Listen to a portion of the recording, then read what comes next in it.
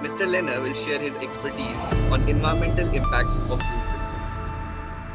Good morning, everyone. Good morning for me, good evening for you. It's a pleasure to be here. I'm going to be focusing mostly on agriculture as it is now in the United States, but that's also to some extent setting a pattern for industrial agriculture systems that are beginning to change. I work a lot in Latin America, and the American model, the US model, is definitely extending into Latin America, and I'm sure it is also extending into India. So let me share my screen so you can see a few slides so we can get started.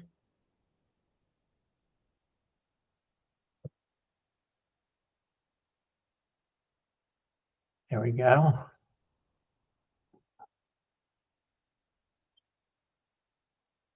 Okay, so do you see the slide? Yes, sir, it's visible.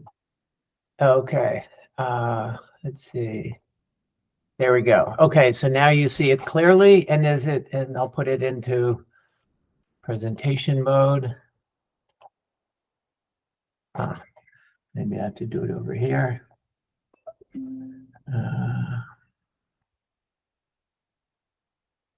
How's that? Do you see this? Do you see the slide clearly? No, sir, this presentation view is still not there. Presentation view is still not there. Interesting. Okay. Let me see.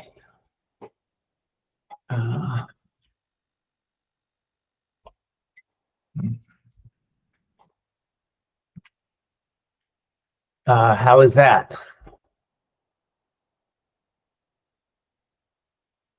Is that presentation view?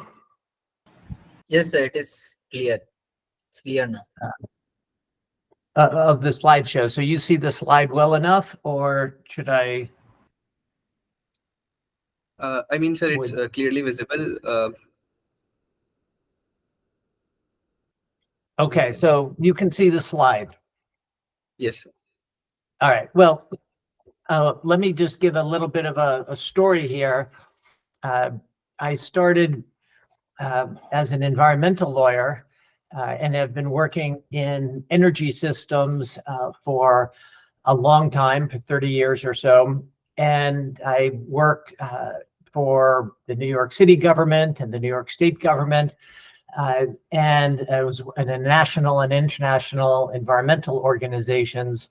And one of the things I kept seeing is that even though the environmental community focuses on industrial systems like power plants and factories and mines and refineries, in fact, there's a tremendous amount of pollution that is coming from agriculture that most environmental organizations really don't think much about.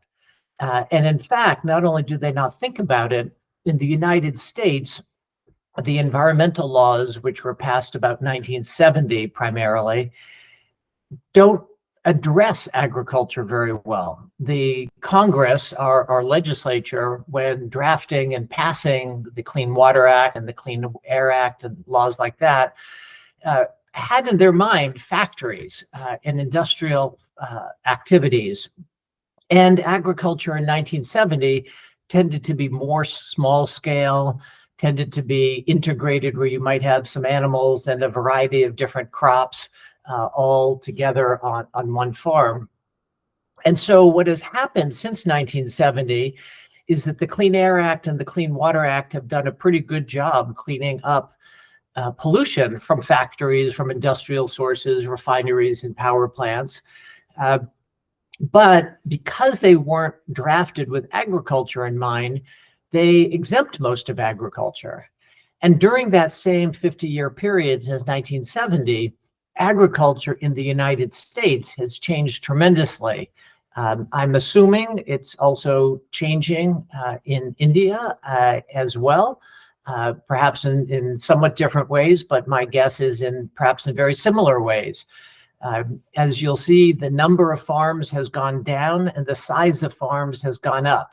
the production has shifted from rather a diversified set of plants to monoculture, where you just will have hundreds or thousands of acres of the same plant planted year after year after year. Animals, instead of being grazing outside or pastured or playing outside, are kept inside houses and food is brought into them. And so agriculture itself has become essentially an industry in the United States. The vast amount of our food is produced in what are effectively animal factories or crop factories. And the trouble is, though, the exemptions from the Clean Air Act and the Clean Water Act still apply. So even though in 50 years agriculture has changed a tremendous amount, the laws still don't work very well with them. So in the United States today, agriculture is the largest source of water pollution, bigger than industry, one of the largest sources of air pollution, by far the largest driver of biodiversity loss, one of the biggest drivers of public health harms, of climate change. And we really don't have the tools to deal with it. We're struggling to find the new tools. And my guess is that could be very similar in India. So when I talk about this, I often start by telling people a little bit about the food system in the United States or the agriculture system in the United States, because frankly, most people don't know about it. We eat food a lot, and yet most people, at least in this country, have virtually no idea where their food comes from. And that is why I have to start laying some background. So let me give you some background here. In the United States, the first thing is we produce a lot of food, a tremendous amount of food.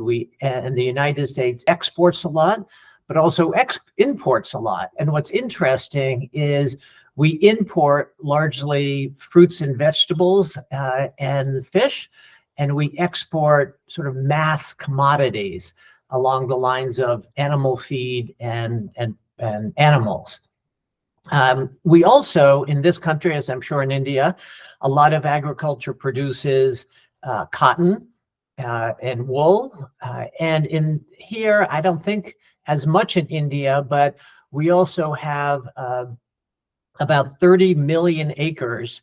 That would be about 12 or 15 million hectares of land devoted to corn for ethanol, which goes into vehicle transportation fuel. And we also have the same amount of land devoted to soybeans for a biofuel, biodiesel. I think my guess in Brazil and in India, more of the ethanol comes from sugarcane than from corn, but it's still a significant driver of land use. One of the things that this mass industrialization has had is it's changed the structure of food, of the food system.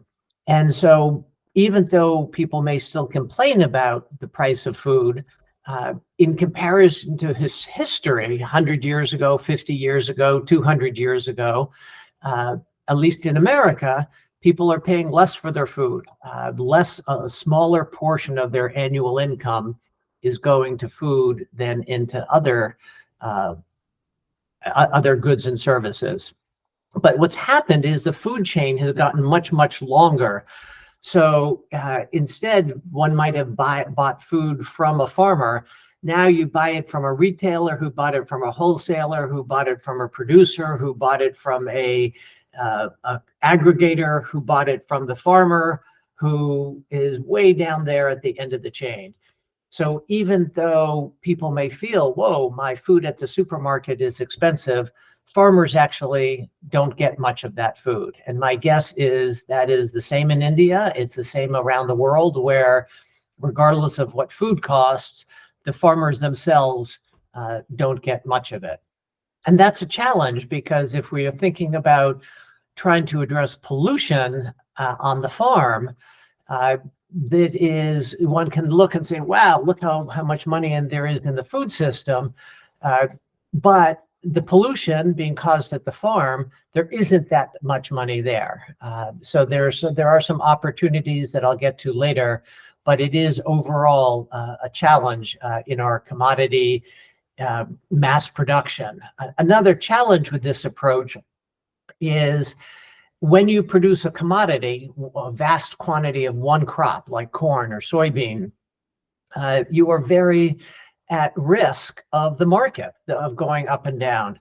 And some years it's good, and some years it's not so good. Some years the weather is good for that crop, some years the weather is not so good for that crop. But you're much more vulnerable to swings as opposed to when in what one may think of as an integrated farm where you have 5 or 10 different crops that can respond to weather differently and can respond to markets differently.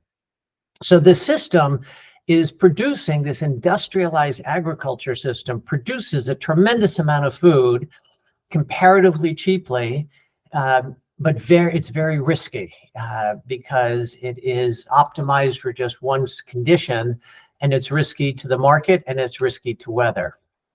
Another challenge we have, and again, I'm guessing this is the same in India, is the concentration. You see here the number of small farms goes down and the number of large farms goes up. This graph is from 2012, but there was just a recent, what we call in the United States, the Census of Agriculture. Every 5 years, they do a very detailed study of agriculture in the United States. And this trend has continued.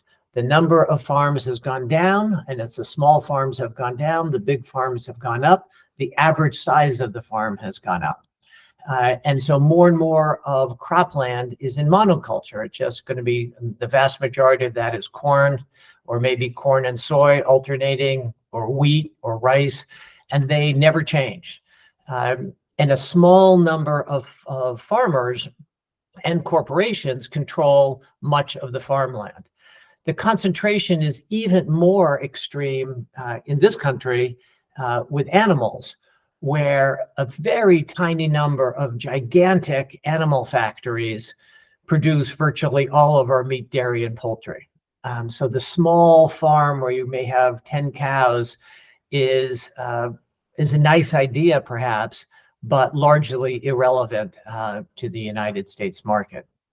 I don't know the situation in India on this, but you may have heard that the U.S. agriculture system is sort of one of the worst aspects of the history of discrimination.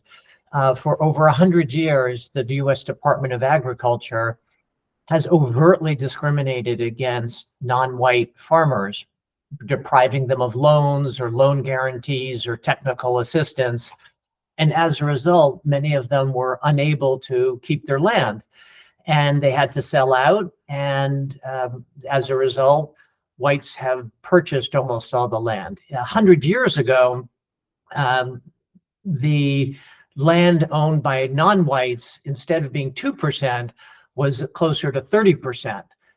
So you can see that this is a terrible history. The Biden administration is trying to address that by relieving debts of underserved farmers and otherwise directing particular assistance to non-white farmers. And needless to say, that is causing political turmoil in some states here. But it is a real challenge that we have to address. The opposite is, of course, agriculture everywhere often depends on migrant labor. That's really around the world. And in this country, most of the migrants, laborers come from Latin America and are often, unfortunately, exploited on the farm, and whether it be from labor conditions or heat stress or many others. So we have a real challenge in terms of our equity of our food system. And on the other hand, while it's a relatively small portion in the agriculture, I do want to point out that this is agriculture itself. It's a much larger number if you include all the other parts of the food system, the processing, the transportation, and then, of course, going into restaurants and et cetera. a tremendous number of people work in the whole overall food system, even if they're not generally very good jobs. This is a map that comes from Bloomberg, which I've always enjoyed. I have no clue what an equivalent map would look like of India. It would be really interesting to see. But this imagines the United States, the land use in the United States. And one of the things that you see is 2/3, almost 62% of land use in the contiguous US is agriculture. It's by far the largest land use. And so you see how much we have here. But if you look at this map, you can see this enormous box in the middle is for cow pasturage.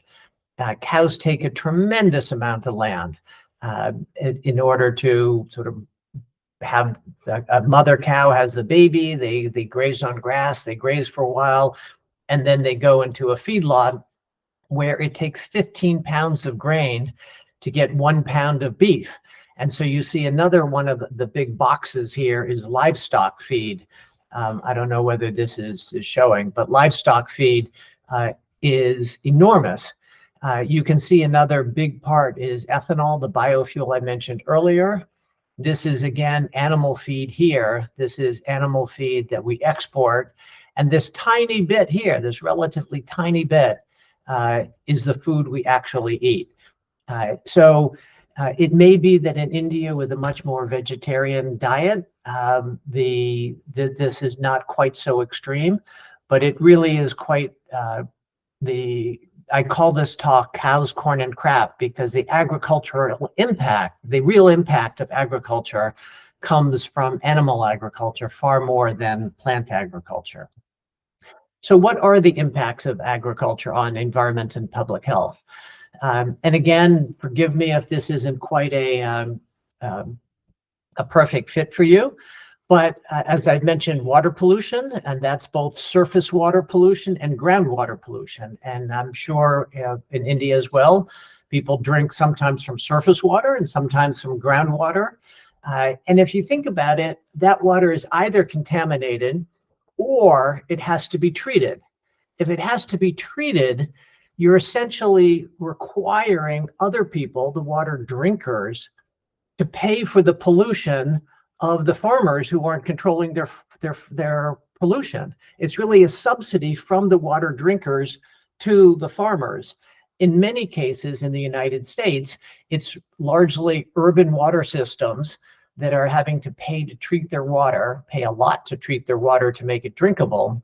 And so it's sort of a subsidy from urban citizens to urban residents to more rural residents. Rarely is it addressed that way, but it's a significant transfer. I used to work for the city of New York, and the city, for example, gets its water from reservoirs outside of New York City and has to spend enormous amounts of money to try to keep the pollution out of it. We're paying farmers not to pollute, or we have to treat the water. If you think about it, or if you were a poor person in New York City, you might think, I'm not sure that seems so fair. One of the other aspects of the food system, which is very sad, is it's a major vector for toxic chemicals. If, at least in the US, and my guess is the same pretty much anywhere, if one were to take a sample of our blood or our urine, you would find 100 or more toxic chemicals, synthetic chemicals. And many of those come from the food system. They're pesticide residues, or very often chemicals are added to food during the processing and during the packaging or for whatever other purpose. And so a tremendous number of the toxic chemicals that are inside us is coming from the food that's supposed to keep us healthy and nutritious. One of the things that is, again, a challenge is the food system is changing. And you see this more recently in countries. There's been studies, say, in Latin America, and there certainly wasn't one in China. I don't know if in India. But basically, as people move towards an American diet, which is heavier in junk food, heavier in meats, heavier in fats, they also get a lot sicker, cardiovascular disease and other obesity and diabetes and other diseases. So in the United States, it's crazy, but our food system actually causes more chronic disease than smoking. So we all know that smoking is terrible for you, right? But in fact, our food system creates more chronic disease than smoking in the US. And it's also another challenge we have is probably every one of us on this call has used antibiotics at some time and have been very grateful that antibiotics have made sure that some cut doesn't become terribly infected, or we have some bacterial disease and feel terrible and go and get antibiotics and get better. If you've ever had surgery, that was required antibiotics to keep you healthy. In the United States, and unfortunately growing around the world, animal factories regularly serve antibiotics to animals, to healthy animals, because they grow a little faster with antibiotics for reasons that people don't fully understand, and to keep them healthy when they're crammed into these intense spaces. So I hope that's less of an issue where there's less animal agriculture in India, but it is the idea that we are putting antibiotics at risk just because we want cheap meat strikes me as a little nuts. One of the things that most people don't realize is how much agriculture drives climate change. When you think of climate change, you generally think of factories burning coal or maybe oil, and that releases carbon dioxide into the atmosphere. The reality is there are other drivers of climate change. One driver, of course, is, as I mentioned, burning fossil fuels for carbon dioxide. And there's some of that in agriculture. If you think of the tractors or the fans used or for irrigation or pumps, etc. But the most of agriculture's contribution to climate change comes from other sources. One is what's called nitrous oxide. This is a gas, a greenhouse gas, about 285 times stronger than carbon dioxide as a global warming pollutant. And it comes from excess fertilizer. Most fertilizer is nitrogen. And for a lot of different reasons, farmers, certainly in the US, but I think around the world, tend to apply fertilizer more than the plants can actually take up. And what happens as a result is that excess fertilizer, it doesn't vanish, it goes somewhere. It either goes into the water and causes water pollution, or goes up into the atmosphere and is this very potent greenhouse gas. It's also the most significant depleter of the ozone. Many of you may have heard of the ozone layer, which protects us from sunburn and skin cancer. And that is really destroyed by nitrous oxide, as well as it being a greenhouse gas. The other driver of climate change from agriculture, the other biggest one, is methane. And methane is about 80 times stronger than carbon dioxide. And you may have heard of methane coming from the oil and gas system. Well, at least in the United States, more methane comes from the agriculture system, from cows, than from the whole oil and gas system. So you think an image of Exxon and Chevron on all these big international oil companies. More methane is released by cows. Why? Because cows' stomachs work differently and they're belching methane, or we don't treat the manure very well. We put the manure, and then as the manure decomposes, it releases a tremendous amount of methane. And also you have rice paddies, because of the way when they're flooded, the plants underneath, as they decompose a bit, release a tremendous amount of methane. And any food waste, any landfill is going to be a big driver of methane. And most of the methane, these big drivers. And then you have the driver that as land is converted, healthy land, if you think about land that you may think of in the forest or native grassland that hasn't been converted to agriculture, actually has a tremendous amount of carbon stored in the soil and in the plants. And when that's converted, say, to one big plant field of corn or sugarcane, there's very little carbon left. And so all of that carbon that used to be stored in the soil now has gone up into the atmosphere as carbon dioxide. And then lastly, agriculture contributes to climate change in ways that we don't fully understand. But by changing, for example, the way, if you've ever been into a forest, you know that it feels darker and cooler and wetter. It retains moisture. And then if you go from a forest out into a field, it seems hot and dry. That difference in moisture, not carbon dioxide or anything, just in moisture, actually has a climate effect. When you burn fields, and very often after corn or sugarcane or other fields are grown, farmers will burn the field. That black carbon, those little particles of fine carbon, fine black carbon, actually help the earth, make the earth absorb more climate energy. So you've got all these ways agriculture contributes to climate change, with the result that agriculture is driving at least about a quarter of climate change. The estimates, because many of these things aren't understood and different studies put them in different ways, vary tremendously. But the reality is, if we don't address our agricultural contribution to climate change, we're going to be facing catastrophic climate change, no matter how successful we are in the clean energy transition.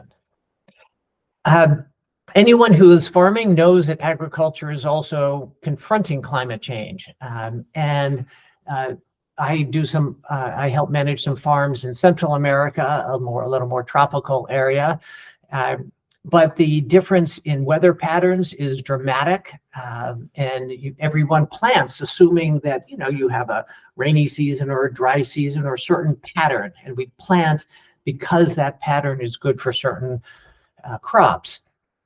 Those patterns are changing. In addition to patterns changing, maybe the same average amount of water, but it comes in much bigger chunks, in very strong rains. And my guess is everybody who might be listening to this has seen all of this. And then, of course, more pests, bugs that used to not be in some areas will now be in areas because it's wetter or hotter than it used to be. So what do we do about this? This is all the bad news. And now I'm going to hopefully get to some of the good news. One of the arguments about our industrial agriculture system is we have no choice. Sure, it is chemical dependent and very mechanized, and it has all these tremendous environmental and climate impacts, but it's necessary. If we don't want people to starve, this is how we have to do it.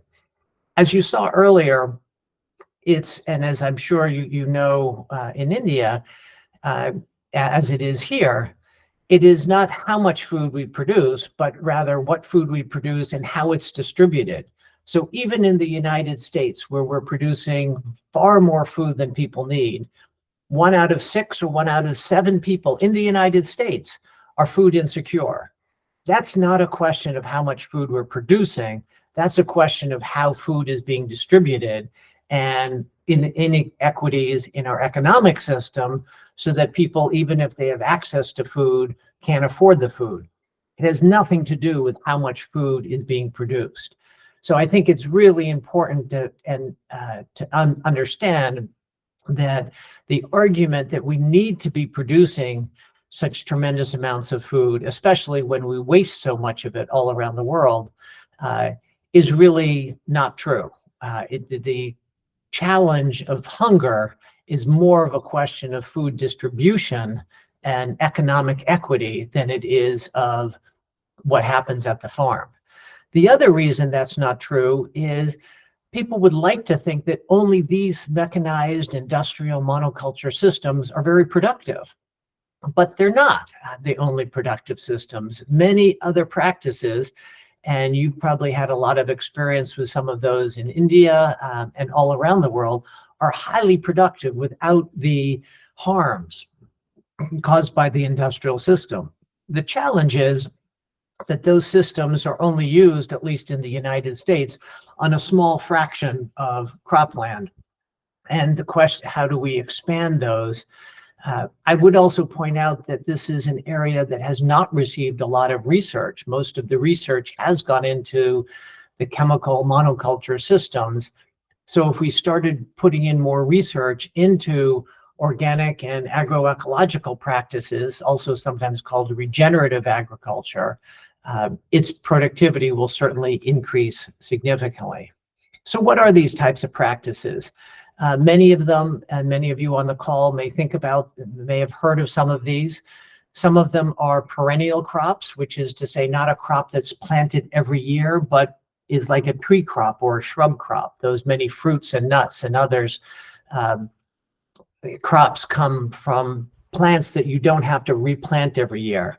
And I love this picture here because it shows you the difference between the root mass of a perennial crop and an annual crop. And you see the annual crop has virtually no roots through the winter and really pretty small roots even in the height of the growing season in March and June. But a perennial crop will have a much, much greater root mass throughout the year. And that root mass is not only storing carbon, but is clearly going to be more resilient to floods and droughts or whatever else may be thrown at it. You can apply fertilizer more carefully, going back to other patterns, having different crops every year, provide different nutrients into the soils, and provide, frankly, different food for bugs. So bugs that like one crop go hungry the next year. So you don't have to apply as much fertilizer and pesticide if you rotate your crops.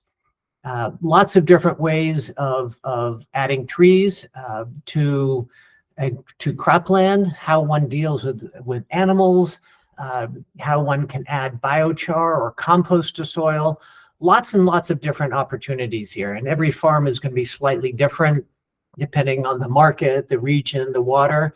But the point is, there are a lot of practices out there, and we know there are a lot of practices, and we know they work. So the question is, why are they only used on a tiny percent of cropland? And that's because right now, in the US, farm policy very much encourages farmers to use a sort of a chemical-focused monoculture approach. And that means that if we change our policies, we can change what is done on the ground. Some of that is, as I mentioned earlier, the environmental laws exempt agriculture from water pollution and air pollution limits. And if those exemptions were taken away, there would be more of a driver for farms to manage to grow the food in a way that doesn't pollute the air and the water. So that would be, in some ways, the stick. We think of carrots and sticks as the way of creating incentives. One way would be to make sure the same pollution laws that apply to virtually every other industry in the United States would apply to industrial agriculture. Not so much the small farms, but those, as I said, are really don't produce most of our food, but really the industrial scale farms. Then there's the carrot side of the incentives, and that is the Farm Bill. In the United States, we have a bill that was started actually in about 1933 in the height of the Depression in the United States.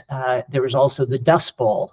And so Congress said, whoa, we need to do something to increase sort of the farm safety net and the food safety net. And they created the Farm Bill. And the Farm Bill has two major parts to it. One part of it is what's called the nutrition programs, and that provides funding that now it's for about 45 million Americans get what's called supplemental nutrition assistance. They used to be called food stamps in the US. So one part is nutrition assistance to people who are in need, and the other part are subsidies to farmers. And these subsidies come in a variety of different ways, some based on past production, some very heavily subsidized crop insurance, some trying to encourage farmers to do better practices. But the bottom line is all of those farmer subsidies could be much better targeted to drive farmers in a very positive way towards practices and crops that are both are better from a climate perspective, a water quality perspective, and frankly, a climate resilience perspective. The current administration is trying to do that through their climate smart commodity program. You may have heard in India of the Inflation Reduction Act, which was a big act passed a couple of years ago. Most of the attention probably goes to the hundreds of billions of dollars in that act to build clean energy, but there's also was $20 billion to help farmers shift to climate-friendly practices. So I think we, as I said, how do we get this shift? We have the carrot and the stick in order to encourage farmers to adopt practices in places and crops that are going to be more healthy for themselves, for the markets, and for their community. One of the things I think it is important to mention though, and this is, I think, most relevant to you in India, is it's not just how we grow food, but what we grow. And in particular, in the United States, we have a very high meat diet. And meat is got a tremendously high carbon footprint, particularly beef. And this is something called the globalcalculator.net, that if anyone wants to go to it, it's great fun to play with, because you can look at sort of the future emissions and then say, well, what happens if we're better on clean energy or clean transportation or something? And so the black line is where we're going to be, which is not very good, huge emissions, and unfortunately going well past any safe level of climate change. What's interesting is if we have a lot of reductions in clean energy and clean transportation and clean buildings, but the rest of the world, and that's largely folks like you in India and others, adopt the US diet, we're going to be in big, big trouble because meat is so much worse from a climate perspective. On the other hand, if those countries like the US, Australia, Western Europe reduce our meat consumption, that alone will have this tremendously important impact. And so we have this opportunity to help address climate change in our personal capacity, what we choose to eat, but also in our social capacity, what crops and products we choose to grow. And with that, I will stop presenting and open it up to any questions.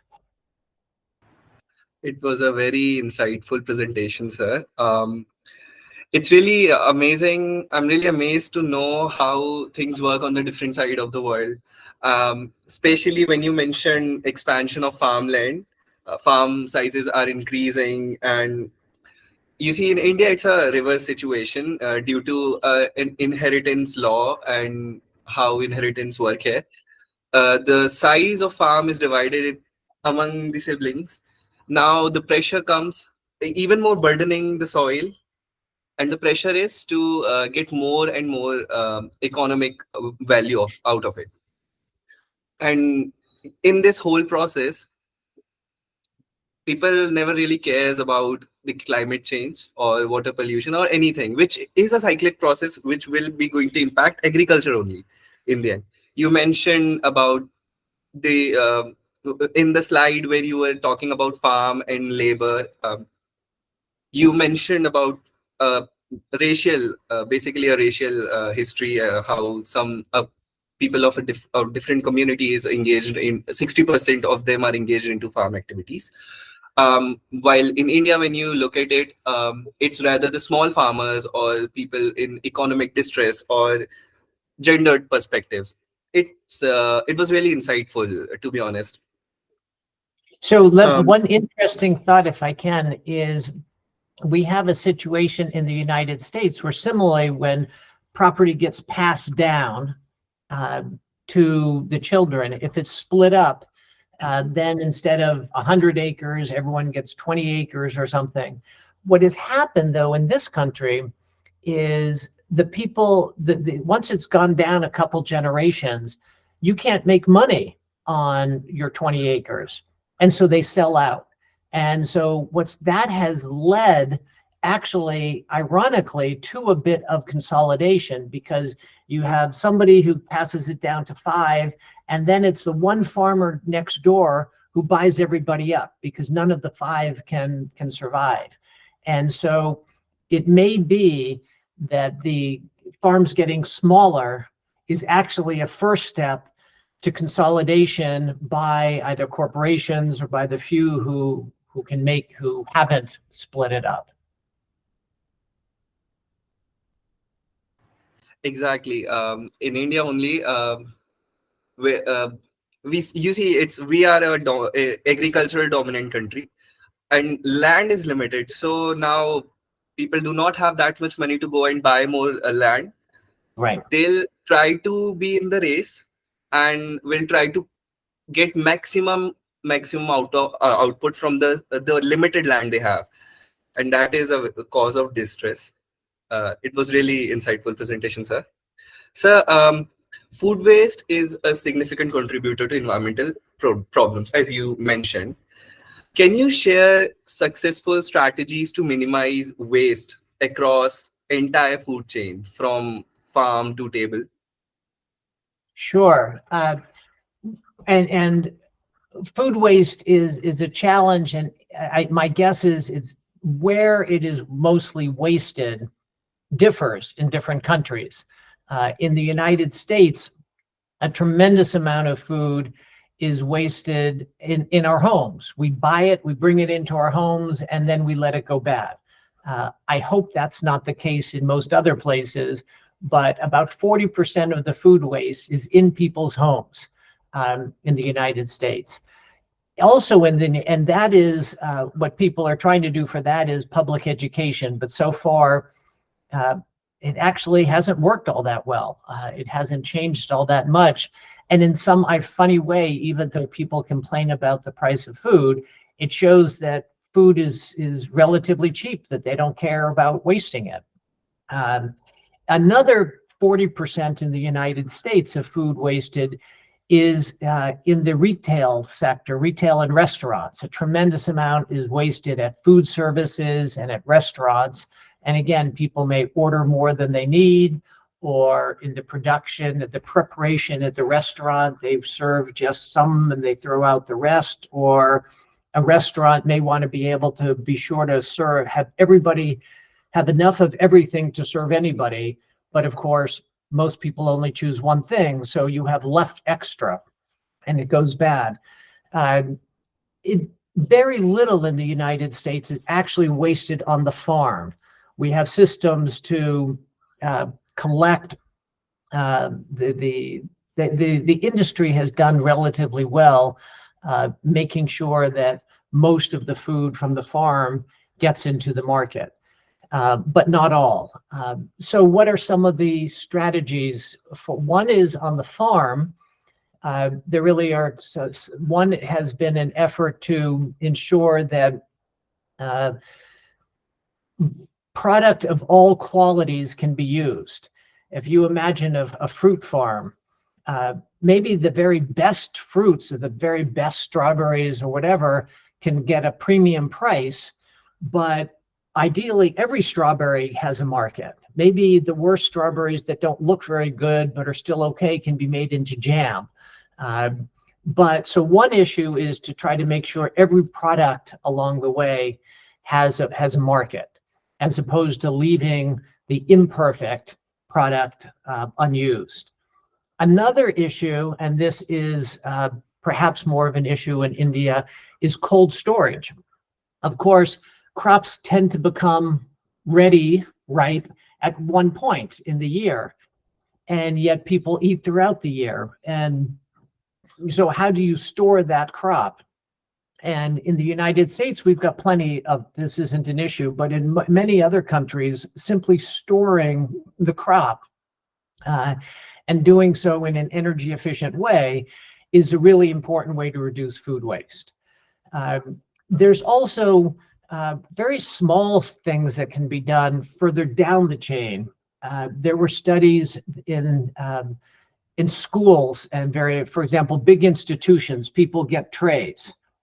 And very often when some of you may have gone to a school where you ate at a cafeteria and you had a tray. If you have a big tray, people tend to put a lot of food on it. If you have either no tray or a very small tray, people tend to put less food on it. And if they're still hungry, they can go back for seconds.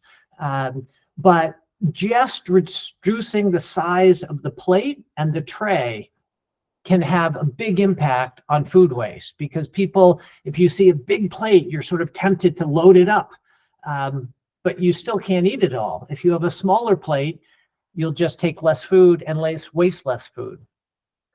So there's lots of little things like that that are sometimes largely called nudges. Those aren't laws, they don't require anything, but they can nudge people to take less food and waste less food. So lots of opportunities. Exactly, sir. Because if I just give you an overview of what is happening in our country at this point is, we have this mentality and we look, United States is in a if we take the steps and scale of developments, it's on a mass consumption stage, I believe. And we are still in a developing phase, we are taking off. So we look towards them, how they deal with things. And I think in our young generation, when people are starting to have an income stability, we are getting more satisfied and comfortable with, it's fine to waste things. So if countries like United States or Western countries, developed countries, if they take such initiatives, I think it will be really amazing to see how the impact will be on the generation of our countries, developing ones. Sir, often consumers face conflicting information about what's healthy and what's environmental friendly. Can you offer insights on navigating these complexities? Well, you may have seen that, well, let me go back. Food, obviously, the food producers are essentially competing against each other. They want you to buy their food, not somebody else's food. So they will tell you that their food is healthy, or people may be concerned about how animals are raised. So you see claims about humanely raised chickens or something like that. And now consumers all around the world are beginning to be concerned about climate change.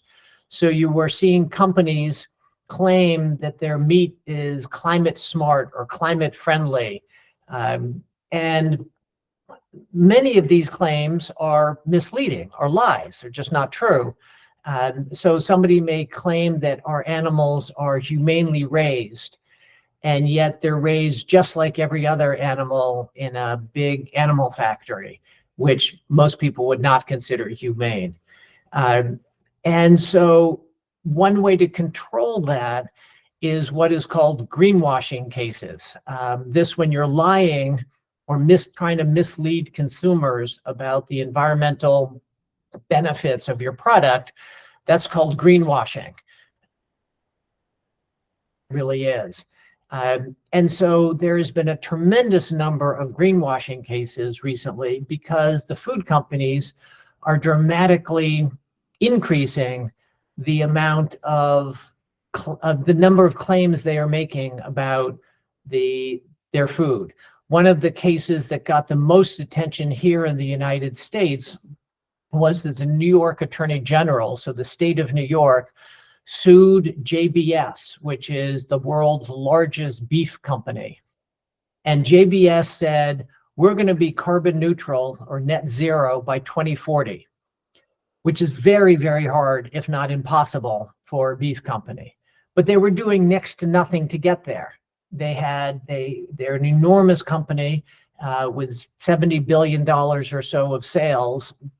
And as the complaint points out, they were spending something like $1 billion over 10 years to research better steps, but nothing commensurate with the challenge. And so something like that, and actually in this country, they had already been found, that claim had already been found to be misleading. You may have seen that other courts, like in Europe, have similarly had claims that were found to be misleading, claims about climate-friendly pork and others.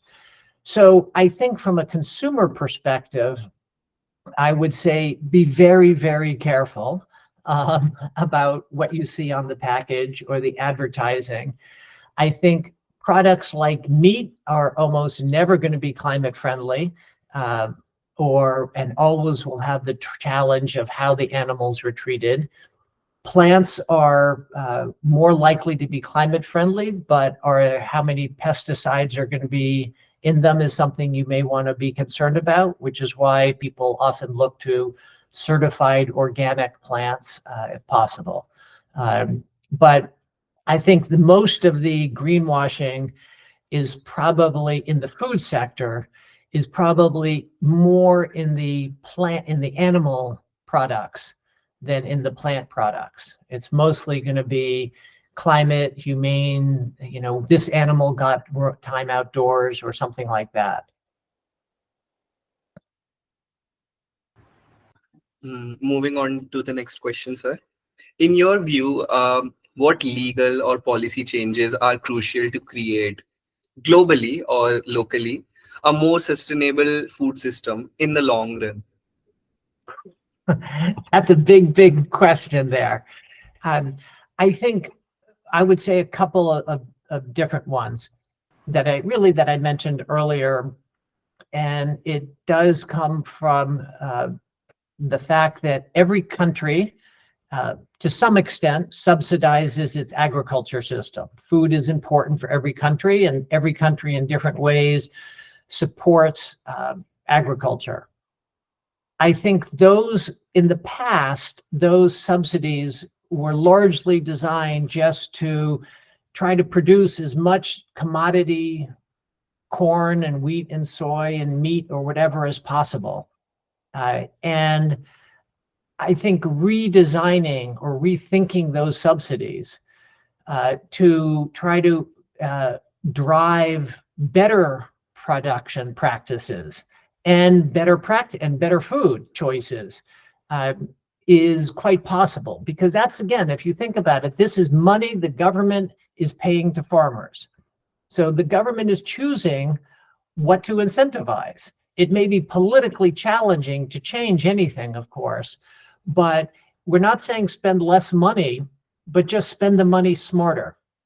And so, for example, encouraging farmers to plant in a way that is going to be less risky if there's a flood or a drought can be an important opportunity to shift behaviors. Encouraging farmers to plant a variety of crops so that they're more resilient to climate change and to changing markets.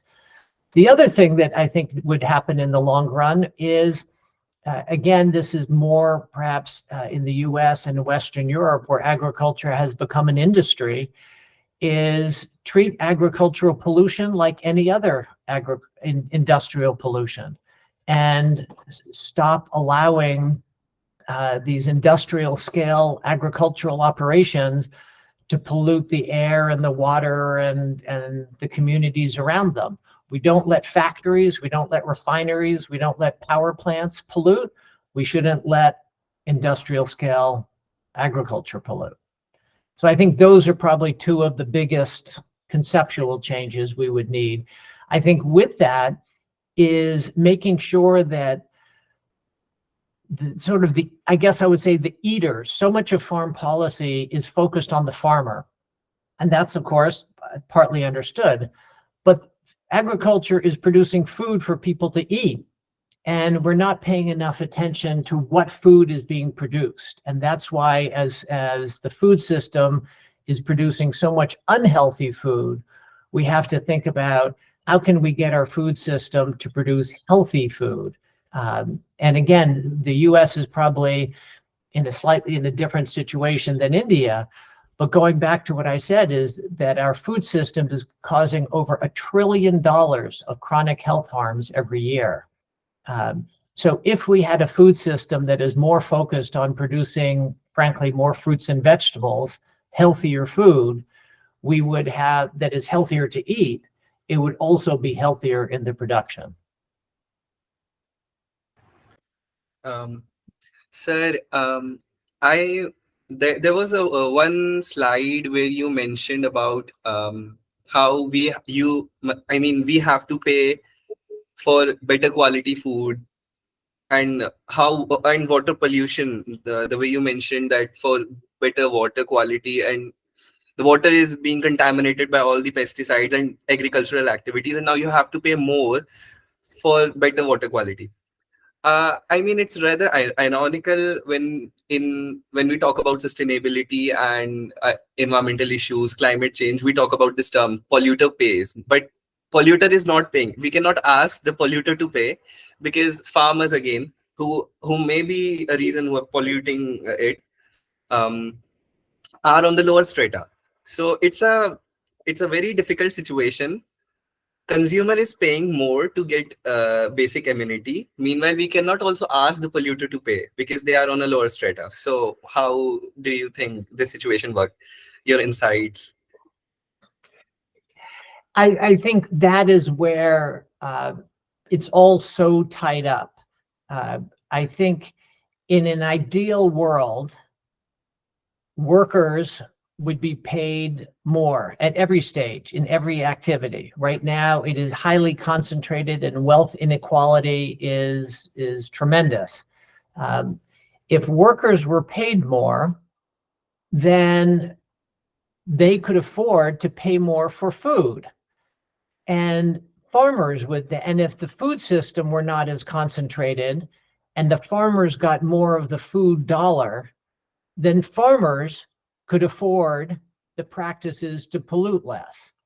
So we should have a polluter pay system, but in order for that to work, we need to be able to have people to pay farmers more, and not, for example, in the US, the farmer of, say, the chicken gets a tiny amount of money. Tyson's, that owns the slaughterhouse and the marketing and everything, is making billions of dollars of profit every year. So the foods, it's not a question of where, it's where the money is, not how much money. If more of that money were at the actual farmer who is raising the chickens, then that person could, and my guess is probably would be happy to try to pollute less. But all of the money is being kept up at Tyson's or JBS and not being at the farmer. So we need, but it's all tied up. And so I sometimes think of the many, many billions of dollars that go to food nutrition assistance in this country. So if you are just, say, an employee working the best job you can, but it's not a great job at some big box store or something, you need nutrition assistance. Well, that's sort of crazy. If you have a full-time job and still can't afford to eat, there's something wrong with the pay level. So it's all connected in ways that I'm certainly not expert enough to understand, but what is the sort of income inequality? Where is the money in the food system? Where is the money in the economic system? So people can afford to buy good, healthy food that embodies, that allows the farmer to be paid enough. Exactly, sir. Mr. Lehner, as we wrap up, can you offer some final thoughts on how individuals and organizations can work together to create a more sustainable food system for a better future? Sure. I think one of the important things I would say is to participate in your democracy, which is to say vote. Policy makes a big difference. Who's in office makes a big difference. And the most important thing you can do in this country, or I think in India or anywhere, is to fully participate and to try to get the best people into office so that they can then help make the policies be as effective as possible. Another thing is we can vote as a citizen, but you can also vote as a consumer. When you buy food, you can, for those who have the food choices, you can choose to buy food that is produced in a more sustainable way. You can buy, from a climate perspective, you can buy more plant-based foods and don't buy meat. You can buy more organic food, which will have fewer pesticide residues. You can buy food that is certified, say, by something like the Rainforest Alliance, when you buy your cocoa or your tea. And those are all ways that essentially you can vote as a consumer to reward the producers of products that are better from a sustainability perspective. And then you can talk about it. The reason I'm doing this talk is because most people don't know anything about their food system, even though they eat it all the time. They don't know much about where their food comes from or the environmental or social impacts of their food production. So learn about it and talk about it. Exactly, sir. As you mentioned earlier, how a small plate can be decisive enough for food waste, and how its contribution in climate change. We people of my generation right now, of my age group, especially living in hostels, and most of them working towards their career, they don't really go through this stuff on climate change or how their small activities can be contributing to that. Any advice to our users, audience, that small advices at local level, how we can be environmental stewards in this whole scenario? I think while the food system is interconnected around the world, as I mentioned, countries import and export a lot of food. A lot can be done at your community. Just get to know where your food is coming from at the store you're buying from or the farmers you're buying from, and try to learn about it. And it really all starts with trying to learn and talk about it, and your individual choices of what you're buying make a difference for you and for your family. And you can make those choices many times a day. Every time you buy food, you can both choose something different, and you can talk about it in a different way. Thank you, sir. Thank you so much, sir. I'm really touched by this talk session, the amazing insights you poured in. Thank you so much, sir. My pleasure. And thank you. And sorry. And then I guess it's good evening for you. And it's a pleasure talking to you.